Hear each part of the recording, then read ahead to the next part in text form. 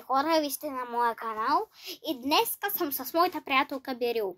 Който ми е виждал клипчетата, може да знае кой е Берил, но отдавна не съм снимала с нея и въобще отдавна не съм снимала. Няколко месеца не съм снимала, затова се връщам и през училището, и през ваканцията, и през университета, и през работата ще се променям и ще ви снимам готини клипчета. Вау, това беше много разбирателно. Сърцето му бъде. Ще се разплача. Който не разбра какво каза Берил, каза, че беше много трогателно и аз още го превеждам на руски. Да ти кажа. Сърцето ме бъде. Ах, боли, сърцето ме боли. Берил е бори сърцето, защото тъй искрено го казах, че тя се разплаче чак. Клас. Аз снимам смешни, трогателни и проверки. Да. Ако трябва да Берил някаква помощ, мога да проверя нейната приятелка или нейния мъж, там не знам си кой. Човек! Аз не нямам дори гаже! Ами мога да ти проверя приятелката, само и дай номера и аз ще проверя. Не знам дали деците знаят, но вчера ми гадава карти и ми вика, ще имаш гадже. Аз съм някаква, как ще имаш тъчко с гадже? Не я чувайте, аз вече изключих, не я чувате и слава Богу, нищо не съм гадала на нея, тя си измисля. Толкова. Включваме от... Не, чакайте, сега ще разбера. Никъжа, мама може да ми позволи. Ама тати ще откачи. Да, чухте Берил, какво каза? Значи, ако това са последните ми думи, поне кажи, че на майка ми я обичам. Обича майка си, браво. Но днеска да преминем на сута на нашия ден. Сега аз приготвям за майка си подарък. Но за рождения ден. Но няма да ви казвам. Това е рождение и ден. Чакай. А за моят рожден не ще направи нищо, а? Ще ти направя все едно как да ти го дам. Чакай сега. Нейният рожден ден сега е в есента, затова още се опитвам да набера пари за подаръка й. Берил... Моят рожден ден беше на 10. Ами, трябваше някак на почта да ти дам подаръка, не знам. Аз имам подарък за Берил, ама тя не знае какъв е той. И даже не знае какво е това и как ще го й дам, не знам. Трябва някак с Викито да се го договорим, за да тя да го даде на Берил. Тя 100% ще се го вземе за себе си и ще направи нещо и ще го скъса.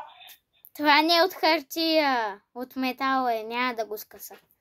Само да кажа, един път бяхме на училище и нарисувах една рисунка на едивчето. Казах на Виктория да я даде, тя погледна, вие коя къса я даде на Ежев. Това нещо не може да се скъса, да ти кажа.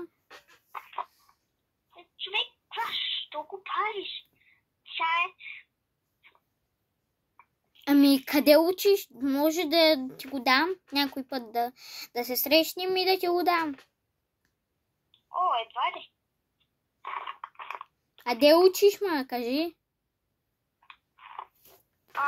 Но да ви кажа, хора, как ще дам подаръка на Берил?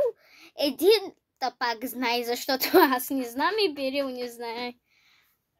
Аз мога да ти кажа, това нещо е готино. Без кабел.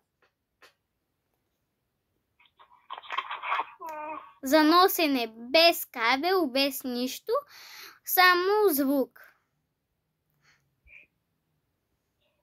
Само да кажа, ще разказа и на тебе, и на сестрите. докато не говорихме с тебе, нали беше ваканция. Отидохме на море, на Слънчев бряг, имаше едно нещо, значи в кръг седалки сядаш, то те качва на много високо. Супер високо. Стоиш няколко минути на най-високото и знаеш ли какво прави? Какво? Пуската супер силно, рязко такова. Да, Берил, искаш да ти кажа нещо само? Какво? Сега ще кажа на Берил, ама вие няма да чуете. Но Аз имам някъде 8 чифта. не казвай какво. Не казвай, защото за зрителите това ще е изненадка. Така. За това мога да ви дам обзор на батината фигурка. Но, ако той разреши. Но това е Меси. Кой е за Меси, дигнете палец горе. Кой е за Роналдо, абонирайте се. Ти за кой сте? Аз съм за Меси. Внимай с думичките, моля се. Да не те блокирам отново. Абе, нали си знам номера, ма? Аз мога да блокирам. И ко? Аз мога да те заблокирам, да ти махна номера, отново да ти го слагам номера и толкова. Сега, внимай с думите, моля те. Защото може да се пише. Човек, то всеки е за Роналдо или Меси. То човек може да обича Роналдо, може да обича Меси. Какъв е проблема? Аз да не съм убила някой, за да ми казваш да внимавам с думите си. Например, аз обичам някой, а ти не го обичаш. Аз нещо ще ти кажа ли не? Тогава защо ти ми казваш тогава за Меси, че да внимавам с думите?